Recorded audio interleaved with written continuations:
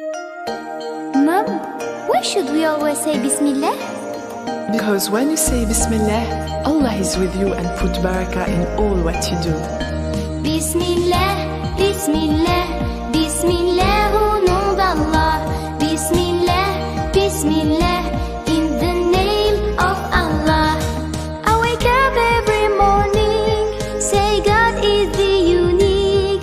I'm hungry, I wash my hands, but before say Bismillah. I wake up every morning, say God is the unique. I'm hungry, I wash my hands, but before say Bismillah. Bismillah, Bismillah, Bismillah, au nom d'Allah.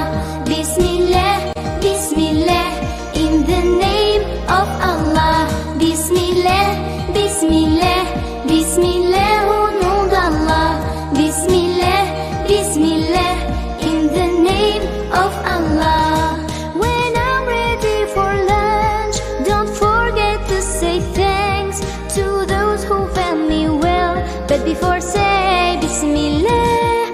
When I'm ready for lunch, don't forget to say thanks to those who fed me well, but before say Bismillah. Bismillah, Bismillah, Bismillah, au nom d'Allah.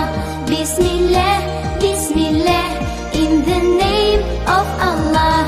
Bismillah, Bismillah, Bismillah, au nom d'Allah. Bismillah, Bismillah, in the name of Allah. And when school is over, I can play, it's super. Wait, I have to pray, but before say Bismillah.